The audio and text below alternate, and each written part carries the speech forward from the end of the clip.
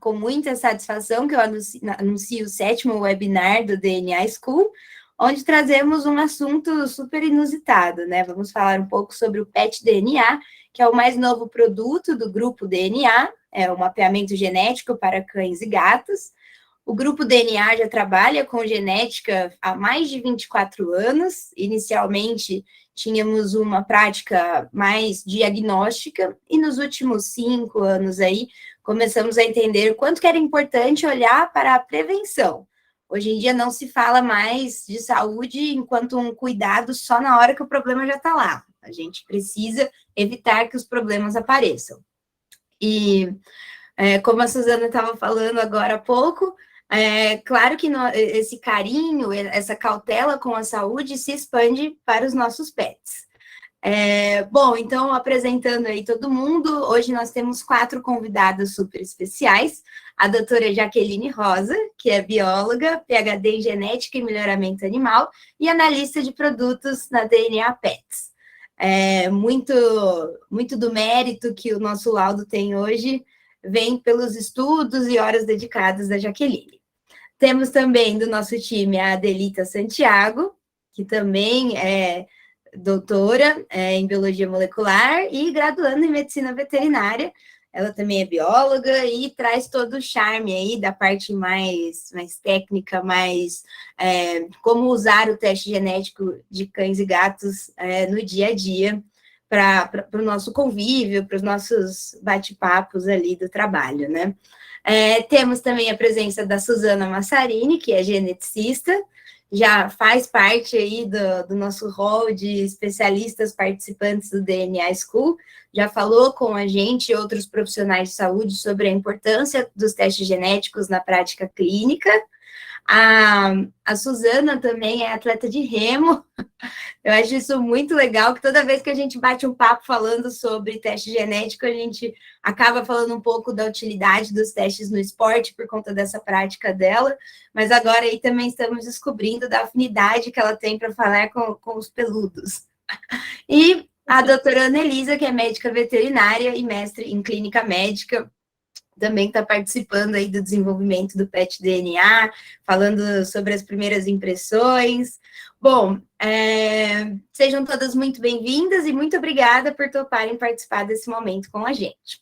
Lembrando que esse webinar ficará gravado e será disponibilizado no nosso canal do YouTube, então, caso você tenha alguém que se interesse ou queira prestar mais atenção e assistir com calma depois, esse webinar será disponibilizado lá. A gente compartilha o link pelas nossas mídias sociais, mas a maioria dos participantes aí tem os nossos contatos, pode ficar à vontade para pedir o link. Nós pensamos em algumas perguntas norteadoras para que esse momento de discussão seja bem esclarecedor para todo mundo. Então, eu vou cantando aqui as perguntas e vocês irão respondendo, mas quem quiser fazer algum comentário ou tirar alguma dúvida aí ao longo do webinar, pode ficar à vontade. Bom, minha primeira pergunta vai para a doutora Jaqueline, e começamos com um resuminho da ópera do porquê que a gente está aqui. Bom, Jaqueline, o que é e para que serve o mapeamento genético? Boa noite, gente, pessoal que entrou depois, a gente já estava no meio do papo ali, quente. Prazer estar aqui, prazer Suzana e Ana, a gente conversa pelo WhatsApp, mas nunca nos vimos pessoalmente, então obrigada pela participação de vocês e da Adelita também, apesar da gente estar ali todos os dias, datando. Bom, o que é e para que serve o mapeamento genético, né? Vamos começar pelo que é o mapeamento. O mapeamento genético nada mais é do que um mapa, né? Vamos pensar um mapa. O que o mapa traz? Traz informações para a gente.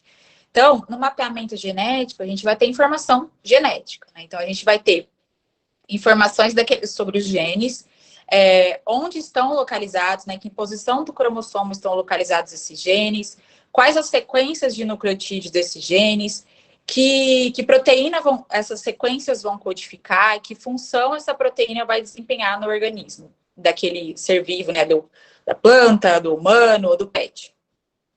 O genoma canino, ele é composto por 76 cromossomos, então 38 vindos do pai e 38 vindos da mãe. E o gato tem 36 cromossomos autossômicos, né, mais 2 sexuais. Os cachorros têm cerca de 19 mil genes, mais ou menos. Os gatos também, aproximadamente 20 mil genes e cerca de 3,5 bilhões de pares de bases, que são aquelas letrinhas A, T, C e G.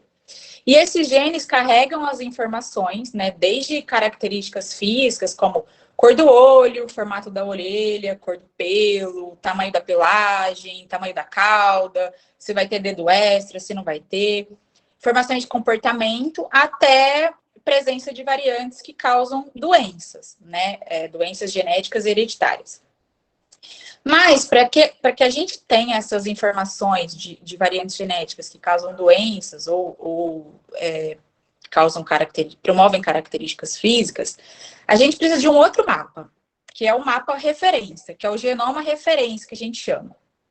Então, muitas espécies têm genoma referência sequenciado. Então, os cientistas sequenciam todo o genoma daquela espécie, então a gente sabe todas as letrinhas de todos os genes daquela espécie, e é a partir daí que os pesquisadores, os cientistas vão analisar e vão estudar essas variantes. É muito comum que a gente tenha, nós humanos e os pets também, os cachorros e os gatos, tenham variantes nos genomas. E essas variantes, a maioria não são patogênicas, elas não causam doenças, mas elas são responsáveis pelas nossas diferenças. Então, elas são responsáveis por um cachorro ter um porte maior que o outro, ou ter um pelo mais encaracolado que o outro. E algumas são, a minoria são patológicas, ou elas podem causar doenças.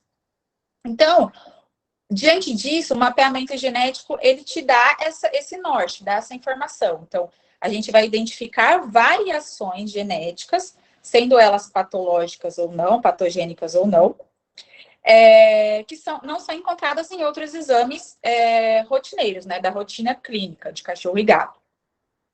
Mas que no mapeamento genético ele vai trazer essas informações. Então, se a gente tem, né, se o tutor, o veterinário tem informação de que o pet tem uma variante que pode aumentar a predisposição dele a ter determinada doença, por exemplo, mielopatia degenerativa, que é uma doença que eu estava lendo aí bastante no laudo. Se o tutor, junto com o veterinário, tem informação que o pet, né, o cachorro, tem predisposição a ter determinada doença, né, tem essa variante, ele pode traçar, junto com o médico veterinário, que a Ana até falou no início, planos, e a Suzana também, planos preventivos, né? Então, vou começar a traçar um plano de saúde daquele pet, daquele cachorro, daquele gato, para evitar que ele tenha aquela doença, ou para postergar os sintomas, né? Ou até melhorar o bem-estar daquele animal mesmo. Então, essa é a função, né? E para mim, é um dos pontos mais importantes do mapeamento genético, é você conhecer as predisposições a determinadas doenças e poder começar a tratar, né, ter um tratamento mais específico para aquele animal. Além disso, tem informações, várias informações sobre características físicas, pelagem, cor da pelagem, albino, tem variante para albinismo ou não, cor dos olhos. É importante também, né, diante dessas informações, para os criadores ou até os tutores que queiram cruzar esses animais, né? Então, sabendo que ele tem variante que pode causar determinada doença, então ele sabe que se ele cruzar o animal ou com outro que também tem essa variante, ou que não tenha, mas ele vai passar essa variante para os seus filhotes. Então, fica um ponto de atenção aí. E também é importante que a gente tenha em mente que o mapeamento genético, ele não é um exame diagnóstico. A Adelita até vai falar disso depois com a Ana. Ele não é exame diagnóstico, ele vai te dar propensão a determinadas doenças, mas ele não vai dizer que o pet, né, o cachorro ou o gato, vai desenvolver aquela doença. Então, para isso que serve o mapeamento, né? Para a gente ter as informações de características físicas, de doenças também, né? O que é o mapeamento para a saúde, e também raças de ancestralidade. Então, é conhecer as raças que compõem a genética daquele animal, e aí a gente consegue entender o porquê daquelas características, o porquê daquele comportamento, né? Então, a gente vai comparar o DNA daquele animal com um banco de dados. A gente usa o maior banco de dados do mundo, são mais de 350 raças de cachorro e mais de 70 de gato. Então, eu vou comparar o DNA daquele animal com o banco de dados, eu vou ver as regiões que são padrão ali, eu consigo identificar quais raças compõem aquele animal, e aí a gente consegue entender um pouco mais, né, o porquê daquele comportamento, o porquê daquelas características. Então, essa é a função, né, do mapeamento genético. Boa, Jaqueline, super bem explicado. Acho que deu para a gente pegar a essência do porquê fazer, né? Mas agora, se você puder explanar um pouquinho mais como que é feito, como que funciona essa coleta, meu gato não vai me matar, essas coisas. Qual a importância um pouco mais até prática de realizar esse mapeamento? O mapeamento genético nosso, ele é feito por swab bucal, né? Então, o tutor ou o médico veterinário compra o kit, vai chegar na casa dele, uma caixinha que vem um swab bucal. Ele vai passar no interno da bochecha aqui do cachorro ou do gato. O do gato, o swab é um pouquinho diferente. Ele tem a pontinha dele, um algodãozinho, assim, para que o gato se sinta mais confortável ou fique menos estressado, né? Porque os gatos acho que se irritam um pouco assim com a coleta. A Delita e a Ana vão falar melhor. Então, para que ele se sinta um pouco mais confortável. Aí faz a coleta, deixa o swab secando por 15 minutos e envia de volta para a gente. Aí vai chegar esse material para a gente vai extrair o DNA a partir do swab, vai fazer toda essa análise, né, a genotipagem, vai identificar essas variações, né, a genotipagem de SNP, que chama tecnologia, vai identificar essas variações e vai entregar o laudo para o tutor. O laudo demora cerca de 40 dias a partir da chegada da amostra no nosso laboratório, é recebido por e-mail. E a importância, né, do mapeamento, tanto de saúde quanto de raças e ancestralidade, é o que eu comentei anteriormente, é você ter essa informação e poder predizer, né, prevenir e até mesmo ter um cuidado mais personalizado para aquele animal.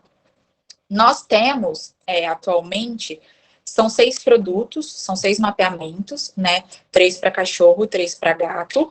Aí tem o completo, que a gente chama, que dá informação de saúde, de raças e ancestralidade, características físicas. São mais de 200 doenças genéticas analisadas em cachorro e mais de 45 em gato. O nosso banco de dados é o maior do mundo, como eu comentei anteriormente, são mais de 350 raças de cachorro e mais de 70 em gato. E esse é o completo, né? Que tem tudo. Aí tem só de saúde, que vai ser só propensão a doenças e características físicas. E o raças ancestralidade, que vai dar pra gente todas as raças daquele animal, né? A porcentagem das raças. A gente fala um pouquinho, aí a gente abre, né? As principais raças que apareceram ali. Então a gente fala padrão da pelagem, um pouquinho do histórico daquela raça. A gente fala sobre nutrição, sobre exercício, higiene também, informações de higiene. Além disso, o nosso laudo também entrega uma árvore genealógica. O que é uma árvore genealógica? Ela vai te mostrar desde os bisavós, passando para os avós e para os pais, quais as raças daquele animal até chegar no seu pet. E também informações sobre diversidade genética. Se ele tem baixa, média ou alta diversidade genética.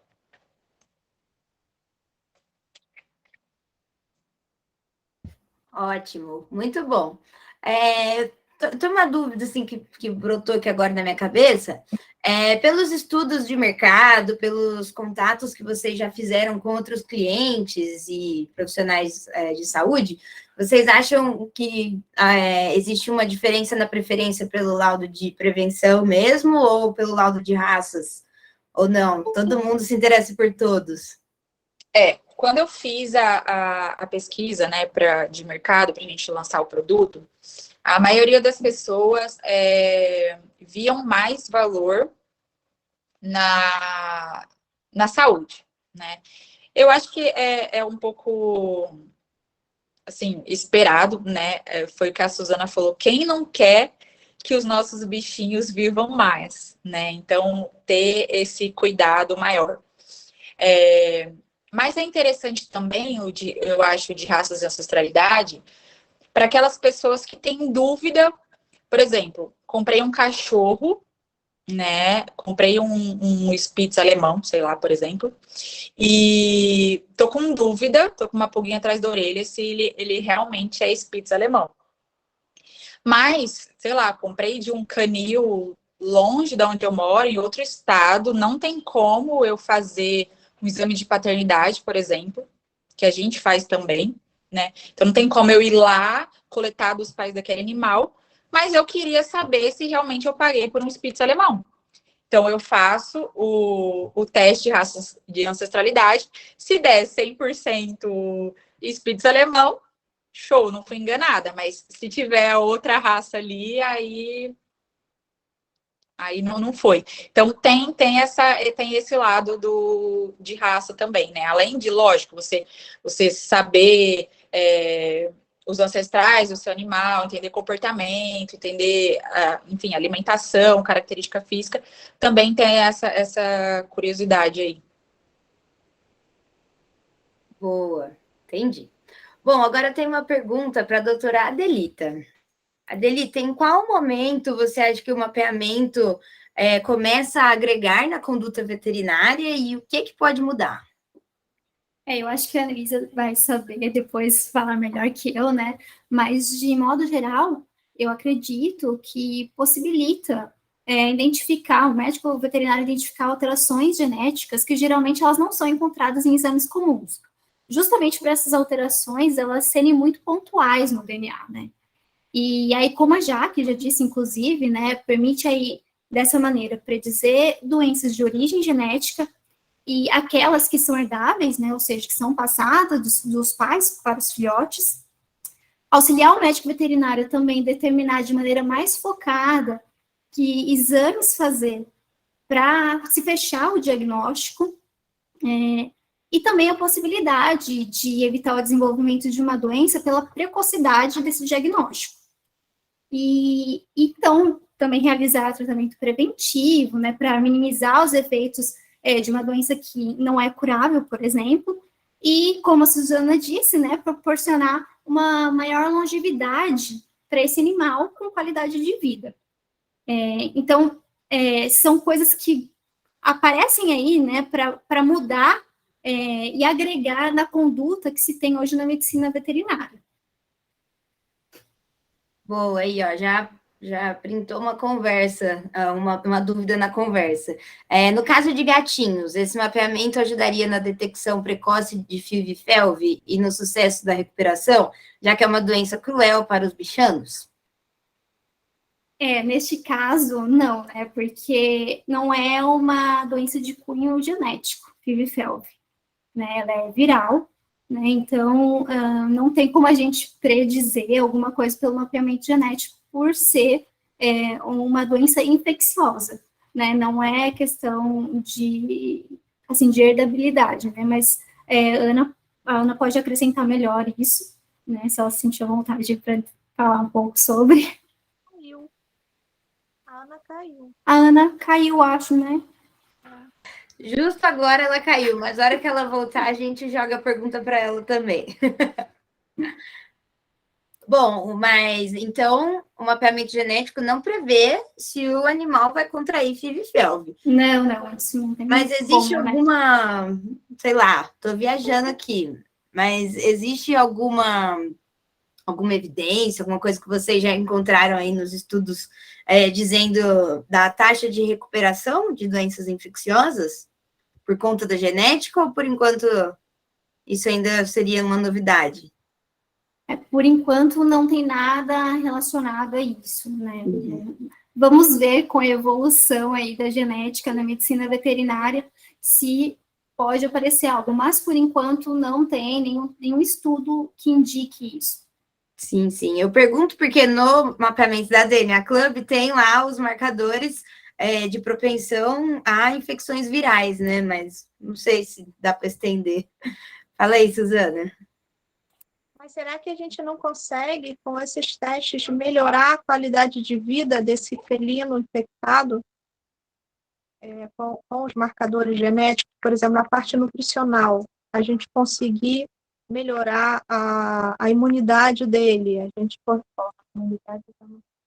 mas a gente conseguir melhorar a saúde desse pet, né? Para ele não ter, igual em humanos, quando a gente tem o HIV, por exemplo, que a gente sabe que certas condições, certas coisas a gente pode fazer para que não haja proliferação do vírus, né?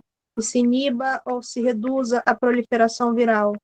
Então, seria interessante, através desses testes, a gente ver se consegue fazer essa inibição viral e melhorar a qualidade de vida e até a longevidade desse felino, não? Sim, o mapeamento, bom, de humano é lógico que a gente está muito mais avançado, né, muito mais à frente, mas a ideia é essa, né, a ideia é que a gente estude cada vez mais para encontrar esses marcadores que a gente consiga inserir nos nossos testes para dar essas informações, né? Na verdade, eu nem sei, né? Especificamente para FIV-FeLV ou alguma outra doença viral ou infecciosa, talvez a Ana ou a Adelita saibam falar melhor. Não sei se já tem marcador estudado para maior susceptibilidade a essas doenças. Eu sei que para a leishmania tem, inclusive a gente até entrou em contato com um grupo de pesquisa brasileiro, eles fazem esse estudo de marcador para susceptibilidade à leishmaniose, e a ideia é que a gente insira cada vez mais marcadores desse tipo, né? Tanto de susceptibilidade a essas doenças, principalmente essas mais comuns, quanto, como você falou, né? Algum marcador relacionado à imunidade ou à nutrição e que possa estar envolvido com essa susceptibilidade ou não do animal. Eu acho que é isso mesmo que a Jaque falou, né? Como a gente vem evoluindo na área da veterinária para o mapeamento, eu acredito sim que vão surgir esses marcadores, né? Tem vários estudos aí surgindo, mas é tudo muito recente ainda. Então, eles ainda não estão incluídos no mapeamento genético por agora, mas eu acredito que em breve eles serão incluídos sim. Boa, muito bom. Só para situar a doutora Anelisa, bem na hora que caiu sua conexão aí, pingou uma pergunta perguntando, essa foi boa, se FIV-FeLV sairia no laudo, né? E aí começamos a falar se tem como prever a predisposição ao bichinho sarar da doença ou não, enfim. Pode falar, Suzana. Não, uma coisa que é legal é que, como a gente já tem a parte humana bem desenvolvida, por sorte somos mamíferos também, então a gente pode extrapolar os genes para os genes caninos e felinos. Então, muito provavelmente, isso vai correr bem mais rápido do que correu a genética humana, e daqui a pouco os testes genéticos para pets vão estar bombando, porque a gente vai conseguir ver tudo que a gente vê nos humanos, a gente vai conseguir ver nos pets, né? Isso que eu acho bonito. Com certeza, e tem muitos dos genes que são primeiramente estudados em animais, né? Alguns em cachorros e gatos, como modelo humano, né? Então, é bem o que você falou, tá? Talvez seja até mais rápido, já que a gente já tem mapeado, já sabe, em humanos.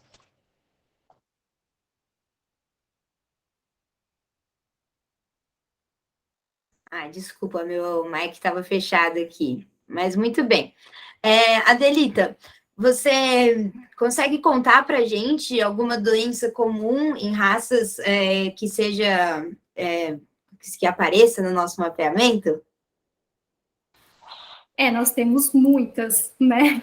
Então, eu selecionei só algumas para não prolongar tanto aqui também, e para saber, né, a opinião da Anelisa, da Suzana também, que pode trazer toda a experiência dela com o humano para a nossa área aqui da veterinária, né? Então, um dos exemplos seria a cardiomiopatia hipertrófica que ocorre em gatos, que é um espessamento da parede do ventrículo esquerdo do coração, e ocorre com maior incidência em raças puras, como, por exemplo, o Maine Coon. E aí, o que acontece é que esses gatos, eles podem ser assintomáticos até a fase adulta, sem apresentar qualquer sinal clínico. E quando eles apresentam, é que já está num agravamento mesmo da doença. E eles podem sofrer de insuficiência cardíaca, vindo a ter um infarto agudo do coração. E aí, Annelise, eu queria saber, né, de você, sabendo que essa doença, ela é de caráter hereditário, como você acha que o mapeamento genético, ele poderia auxiliar no diagnóstico precoce? Olha, então, eu vejo assim, não só essa doença, como todas as outras. Eu trabalho como veterinária preventiva, então eu vejo o mapeamento como uma evolução, uma super evolução da medicina preventiva. Falando especificamente sobre essa doença, como você falou, muitas vezes o animal ainda não manifestou. Na veterinária, nós temos uma diferença em relação à medicina humana pelo fato dos nossos pacientes não contarem para a gente o que eles sentem, não é? E eles terem por instinto, por exemplo, o felino, ele tem um instinto de sobrevivência e de defesa de camuflar quando ele não está bem. Então, normalmente, eu sempre falo para os meus clientes, quando o seu gato não está bem, na verdade, ele está péssimo, porque ele disfarça o máximo que ele puder. E com essa ferramenta, a gente consegue identificar essa predisposição, esse risco maior de desenvolver uma doença, junto com as outras ferramentas que eu já utilizo na clínica médica de medicina preventiva, que seria, por exemplo, fazer um ecocardio com frequência, fazer um monitoramento dos animais, pelo menos uma vez por ano. E isso varia muito de cada animal, varia também de acordo com o tutor e com o animal, condição financeira, uma série de coisas que eu combino para poder fazer essa medicina preventiva.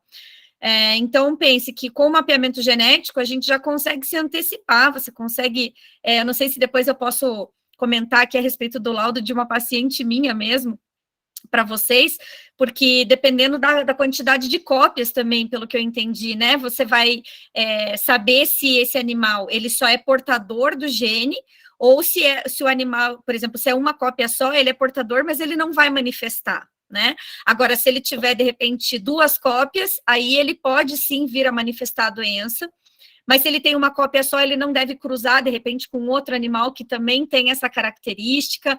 Então, tudo isso permite com que o veterinário preventivo já consiga se antecipar em relação a algumas coisas, mais até do que a própria propaganda fala, né? O que o seu pet não conta, o DNA dele mostra. Então, mesmo que a gente não tenha ainda uma alteração no ecocardio, por exemplo, pode ser que no mapeamento a gente consiga saber que esse animal tem uma predisposição maior a uma doença cardíaca, e a gente, com isso, intensificar, ou de repente diminuir os prazos de check-up cardiológico desse paciente.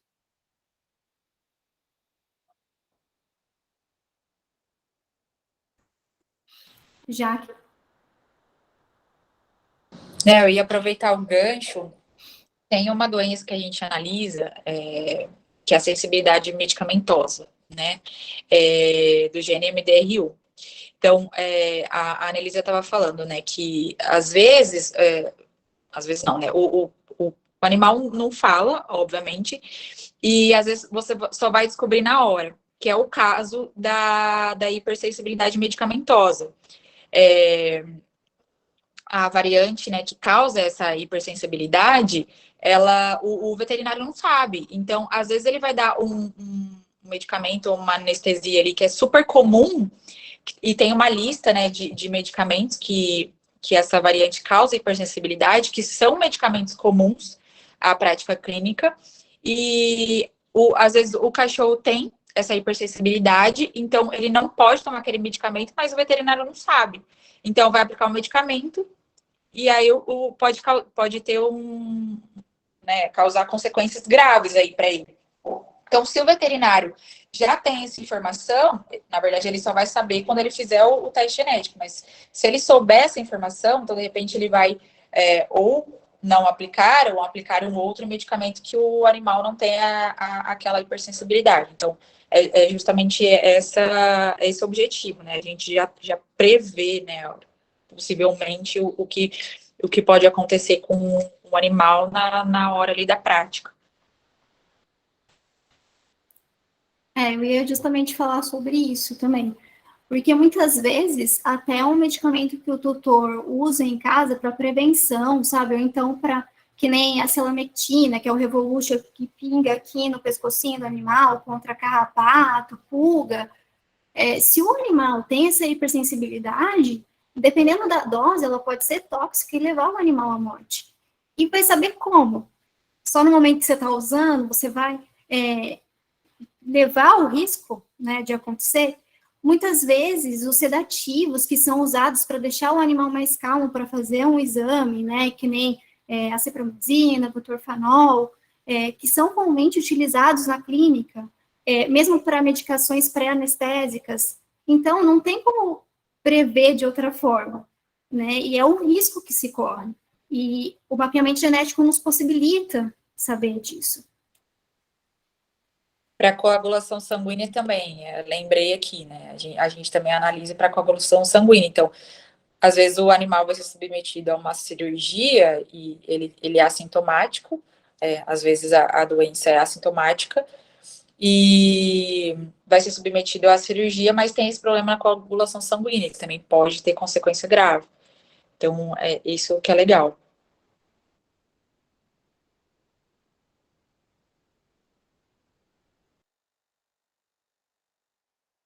Bom, eu queria saber uma coisa. Então, quer dizer que no teste ainda tem a farmacogenética para os pets?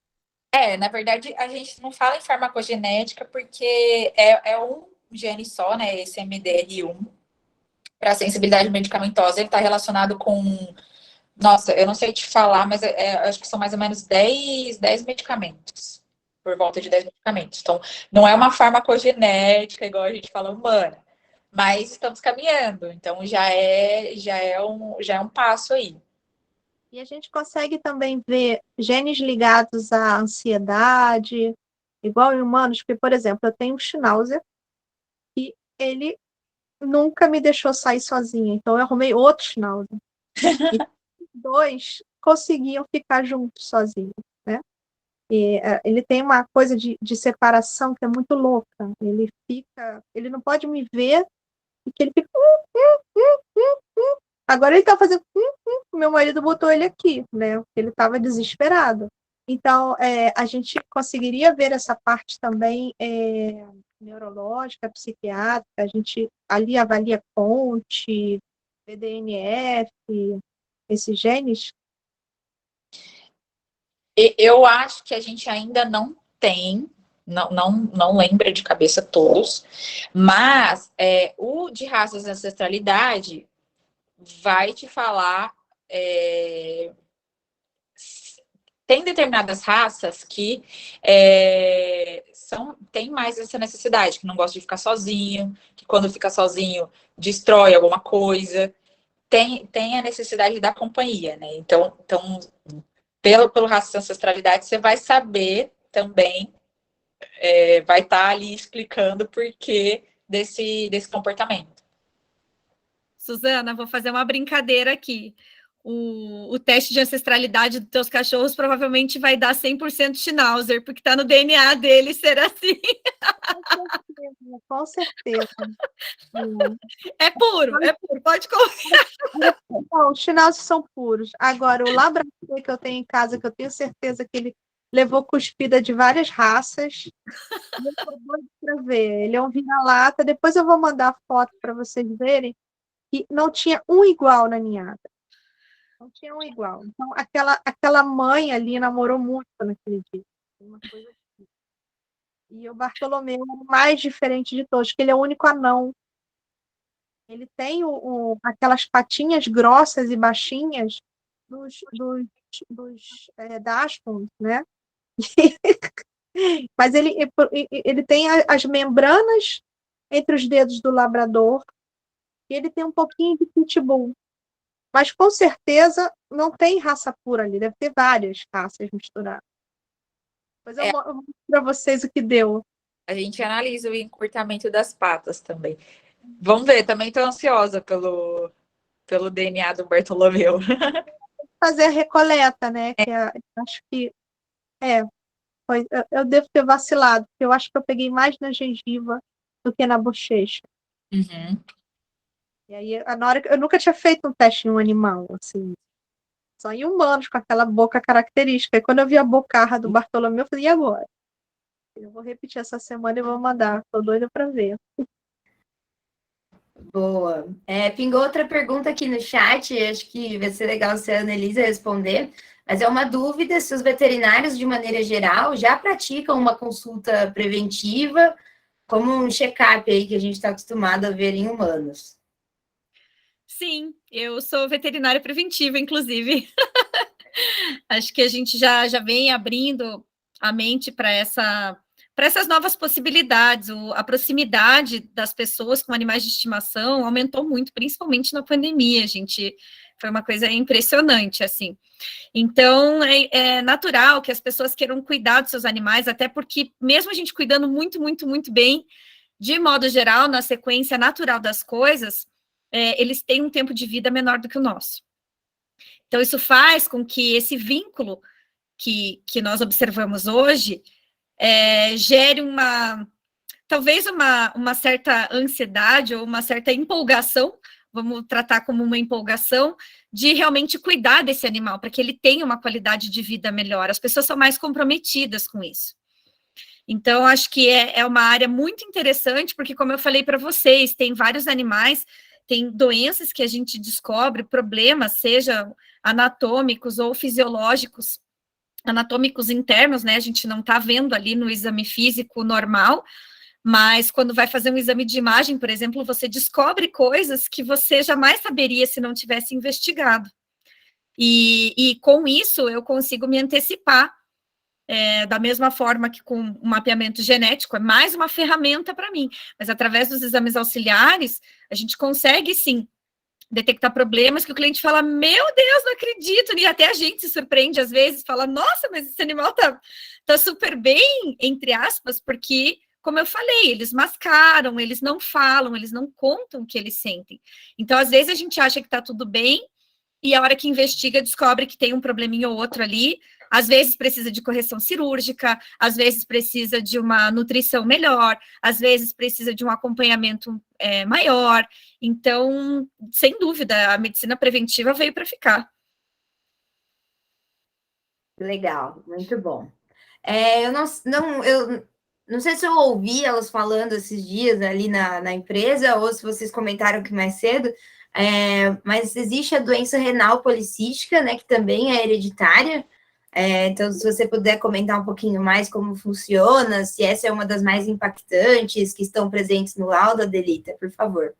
Sim, né, abordando aí, né, tanto da hereditariedade e também a importância de raças e mestiços, né, de raças que podem herdar a doença, né, então, essa doença renal policística, ela tem a formação de cistos renais, que levam à insuficiência renal, e ela pode acometer tanto cães quanto gatos, então, no nosso mapeamento, a gente tem essa doença, né, para ambos.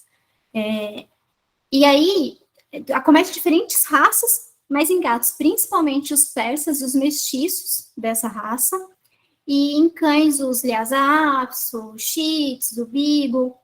E aí, Annelisa, eu queria saber o seguinte, tendo um animal dessas raças, você acha que seria válido realizar um mapeamento genético para saber se o pet possui essa alteração genética, ou então realizar antes desses animais acasalarem, para garantir que os filhotes não herdarão a doença?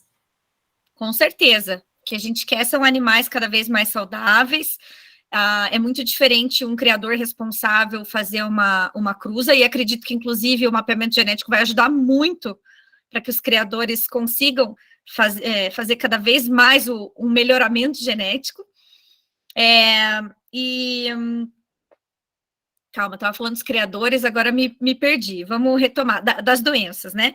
Então, assim, eu acho que a gente deve trabalhar o mapeamento tanto para animais com raça definida, como para os animais sem raça definida. Tá? Os com raça definida, você vai pesquisar aquilo que muitas vezes a gente já sabe, está na literatura, vamos confirmar se existe esse risco para esse animal especificamente ou não. Porque é lógico que quando a gente fala de um animal de raça, uma predisposição racial para doença XYZ, é uma predisposição, não quer dizer que aquele animal tenha o gene, a gente pode falar, dar um exemplo muito clássico, que é o da displasia coxofemoral, que não é uma doença renal, é uma doença articular, né, osteoarticular, e que é muito comum em cães de raças grandes. Todos os animais daquela raça X vão ter displasia? Não. Então, o mapeamento genético vai ajudar muito nesse sentido. Eu acho válido para, por exemplo, os clientes que têm animais com raças definidas, a gente já sabe o que pode acontecer, mas o mapeamento é uma informação extra, ele vai mostrar naquele indivíduo, e não o veterinário pode falar a respeito da predisposição da raça. Vocês vão dar informação da predisposição do gene daquele animal especificamente. Isso é muito bonito, isso é muito legal. É claro que nos animais sem raça definida também vai conseguir fazer isso, porque a gente, quando você pega um animal mestiço, e os laudos que a gente tem aqui, você se surpreende, fala, nossa, ele tem 30% de tal raça, 20% da outra raça, mas você, como veterinário olhando, você não identifica essas raças muitas vezes no animal. Então, como que você vai falar sobre uma possível doença de um animal mestiço que você não tem ideia de onde veio, qual é a ancestralidade dele, não é verdade? Nossa, muito legal, muito interessante.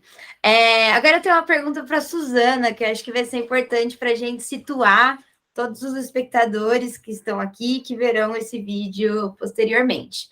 Suzana, como é que funciona o aconselhamento genético humano e como você faria para um pet? Nossa, seria o máximo, né? Tem até uma pipeliner aqui, uma nutrigeneticista humana assistindo, a Elisângela, querida. Eu mandei convite para elas todas, para elas assistirem. Gente, olha, para humanos é muito bacana isso, porque a gente consegue mostrar para o humano, a gente consegue comprovar para ele que certa alteração no estilo de vida, alimentos, tudo, a gente, principalmente alimentos, a gente consegue melhorar a saúde dele, né? Longevidade também, predisposição a doenças. E uma coisa que eu estou vendo, duas coisas que eu estou vendo aqui.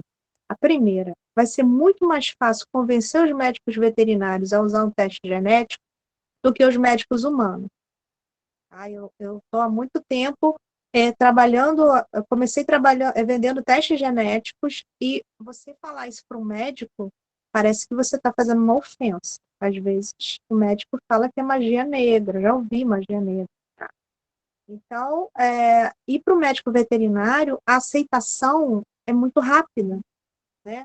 E a gente ainda tem aqui a Anelisa, que para mim foi uma grande surpresa, eu não sabia que existia medicina veterinária de prevenção, tá? Isso é muito, muito legal mesmo. Eu já virei sua fã faz tempo. Então, você conseguir conversar com o seu proprietário, o proprietário do animal, mostrar para ele os porquês, né, e mostrar para ele que isso é importante, não fica dando biscoitinho, não fica dando não sei o que lá, né, leva ele para passear, faz exercícios com ele, porque ele tem uma predisposição a alguma alteração, alguma lesão também, né, então eu acho que isso vai ser ótimo. E como eu falei antes aqui, que eu acho que ainda estava sem gravar, eu acredito que as pessoas elas vão querer cuidar mais dos pets do que si próprias. Porque é o melhor amigo da gente. Não tem jeito. Eu perdi 1 a 3 meses, eu e meu marido, a gente está arrasado. A gente pensa, o Toy tá aqui, a gente sente falta, sabe? E a gente poder fazer isso com o nosso animal, poder aumentar a longevidade dele, é maravilhoso. Você conversar com o dono, olha, dá esse alimento, não fica dando tal alimento. Outro dia eu estava vendo que tem rações, o pessoal está começando a dar ração vegana para o cachorro e para o gato. Gente, eles são onívoros. Se eles não fossem onívoros, tudo bem, né? Mas você está deixando de dar muita coisa que ele precisa evolutivamente por muitos, muitos milhões de anos. Esses animais, eles estão acostumados com isso. É igual também, eu vi outro dia uma reportagem falando que a ONU quer exterminar a carne até 2030 e poucos. Mas, gente, a gente passou todos esses milhares de anos, milhões de anos, né, nossos antepassados, nossos Cro-Magnon e todos, neandertais, comendo carne. Vai fazer o quê? As pessoas vão virar o quê? Maionese? Né? Assim, respeito quem quer ser vegano, mas a partir do momento que você quer impedir que os outros comam, quem é a gente para virar para o nosso cachorro e falar assim, amigo, você vai ser vegano? Isso não dá. Uma amiga minha deu um escândalo. Você está dando carne para o seu cachorro? Eu falei, óbvio. Claro que eu estou dando carne para o meu cachorro. Ele tem caninos. Ele rasga a carne. Né? Muito maiores que os nossos. É para isso. E eu vejo também até rações sem glúten. Mas aí tudo bem. Pode ser até um proprietário que tenha uma alergia muito forte, né? Não é nem intolerante, é alérgico ao glúten. E na hora que ele vai dar para o cachorro, ele pode ter um choque anafilático de alguma maneira. Mas isso é muito forte, né? Então, a gente comprovar para aquele dono do cachorro, aquela vovozinha, tudo, para de dar biscoito amanteigado para o cachorro, vai cair o dente. Eu acho isso fantástico. Eu estou muito apaixonada por isso. Boa, muito bom. Nem me fale, lá em casa o problema é com bisnaguinha. Meus pais têm uma border collie linda, inteligente, agitada, animada, e minha avó entope a cachorra de bisnaguinha. Mas quem sabe a gente consegue convencer, né? Bom, agora eu tenho uma pergunta que eu acho que serve para as duas, mas eu acho que a gente pode fazer um paralelo com a DNA Pets também. A pergunta é, como vocês enxergam o mercado clínico com o mapeamento genético, né? Como seria a aceitação dos seus clientes em relação à aquisição desse produto? Mas eu acho que para a gente falar sobre isso, é importante a gente fazer um paralelo entre o valor do produto, quanto a pessoa vai gastar com isso e quanto ela gastaria com o tratamento de tais doenças que ela consegue prevenir, né? Então, Jaque, se você puder compartilhar aí com a gente quanto está custando para o cliente final, e aí depois as duas colocam as suas opiniões. O completo sai R$ 1.499, o Saúde R$ 999 e Raças e Ancestralidade R$ 699. Mas é importante lembrar que mapeamento genético a gente faz uma vez. Né? A gente faz uma vez o mapeamento e tem aquelas informações. Então, a gente não vai fazer outro mapeamento. Esse mapeamento, essa informação não vai mudar. Então, o que vai mudar é, conforme a ciência vai evoluindo, novos genes são descobertos, novas doenças são descobertas, aquele laudo vai sendo agregado. Mas o mapeamento em si é feito uma vez só. Então, a pessoa vai pagar R$ 1.499 para ter todas essas informações do cachorro, do gato, e não vai fazer outro teste genético.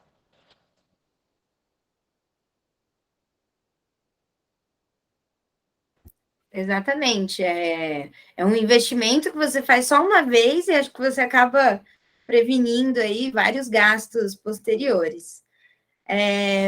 Mas e vocês, Annelise e Suzana, como vocês acham que os clientes de vocês vão aderir a esse novo produto?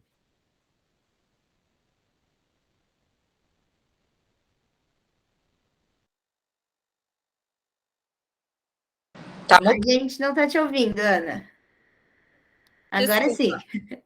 Em relação à aceitação, eu acredito que seja fácil do ponto de vista da compreensão da importância e do benefício do exame. O que pode ser um limitador é a situação financeira de cada cliente.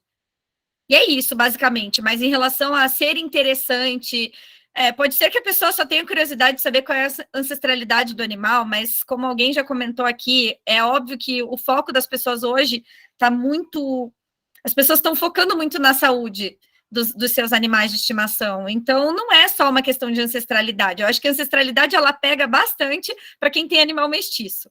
Aquela curiosidade de saber de onde veio para descobrir um pouco mais sobre as características, que como a gente comentou aqui, quando você lida com um animal de raça, você já sabe das doenças que podem acontecer com maior frequência naquela raça, a previsibilidade em relação a comportamento, temperamento, e expectativa de vida, várias coisas a gente consegue ter já de informação num animal que tem raça, e no animal mestiço, o cliente fica faltando essa parte, né? Então, mas eu vejo benefício, como eu falei, desde o início, animal com raça definida, sem raça definida, para pesquisa de ancestralidade, até para ver se o animal é puro ou não, como a gente também já tinha falado, e também para pesquisa de doenças, para a gente conseguir trabalhar isso da maneira mais otimizada possível. Então, dos meus clientes, acredito que caso alguém não possa fazer de início, tem muito mais a ver com a disponibilidade financeira do que qualquer outro motivo. Assim como nos humanos, a gente conversando, né, com os humanos e os donos dos pets, a gente demonstrando que aquele animal, aquela pessoa, ela vai prevenir várias doenças e com isso vai economizar no futuro de remédios, internações, médicos que, né, que vai precisar ir com maior frequência. Então, e fazendo um teste uma vez na vida só, quer dizer, no caso é uma vez na vida do pet, isso faz com que a pessoa pense, é um investimento que eu vou fazer no meu pet, ou no meu filho, né? Vou fazer um investimento nesse organismo, que isso não tem como falar. E aí, esse bichinho vai viver mais, vai ficar mais tempo do meu lado. Ah, sim, então eu vejo que ele tem uma predisposição a certa doença. Beleza, eu vou fazer exames com ele de forma mais frequente, de forma a controlar essa doença, né? E vou fazer tudo que eu puder para prevenir. Então, voltando para os meus 2 schnauzers, eu não sei se é verdade, né? Mas assim, eu sempre soube que o Schnauzer ele tinha algumas questões renais e urinárias, algumas doenças.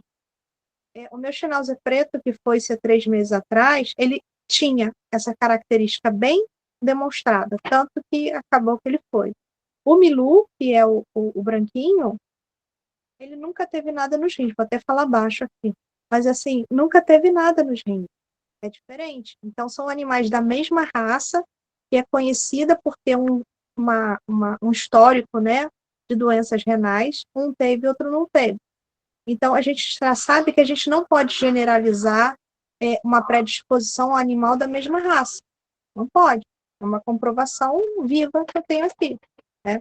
Então, você pega pessoas que criam determinados animais, ou que tem, eu gosto muito de Border Collie. Eu só quero ter Border Collie.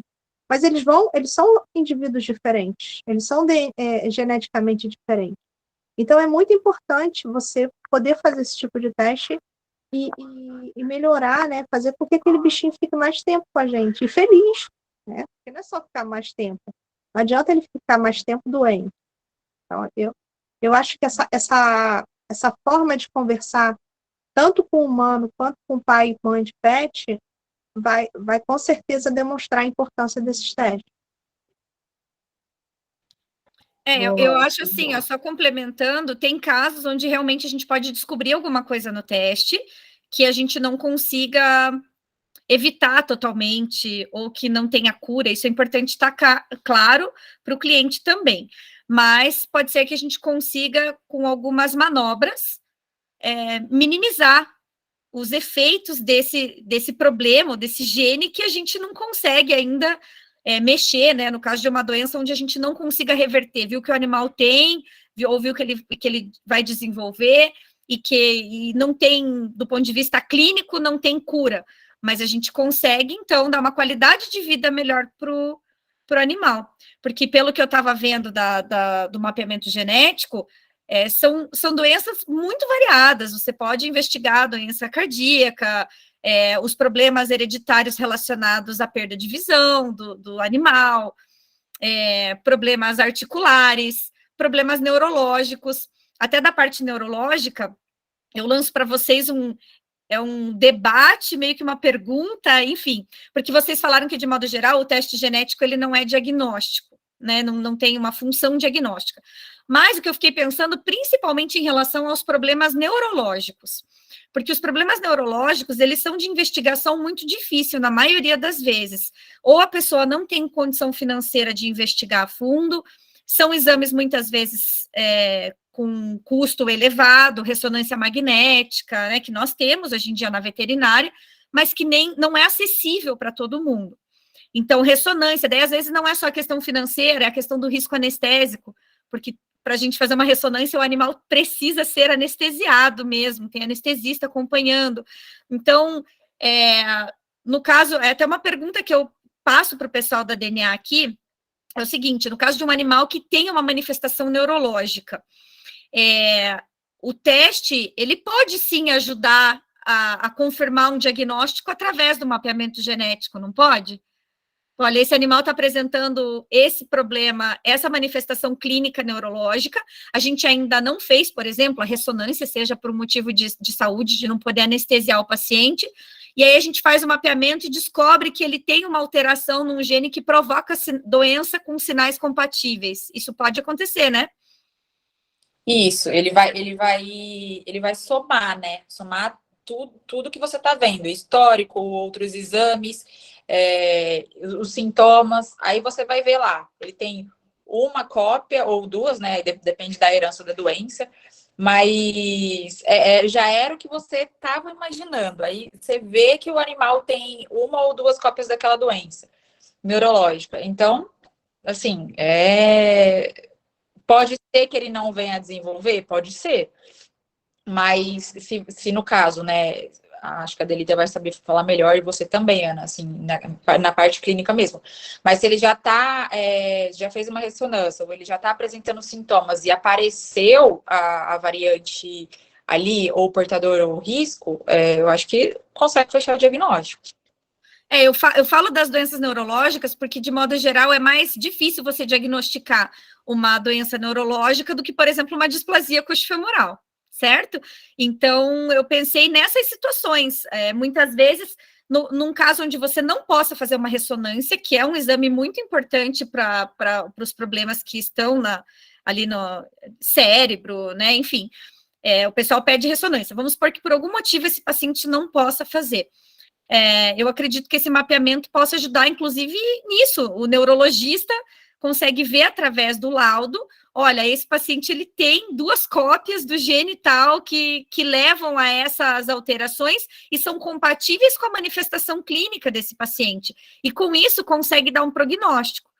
Porque há alguns anos atrás, quando a gente tinha um problema neurológico grave no paciente, era uma tristeza para a gente, não tinha muito para onde ir. Hoje em dia, não. Hoje em dia tem cirurgias de sucesso incríveis, os animais se recuperam muito bem, tem ressonância, tem tomo, tem tanta coisa que a gente pode fazer, mas eu vejo, eu não sei, assim, por mim, brilhou especificamente nessa parte da neuro pela dificuldade, pela limitação dos exames, muitas vezes. Até pela questão de saúde, porque tanto a tomo como a ressonância dependem de manobras anestésicas para que possa ser realizado, né?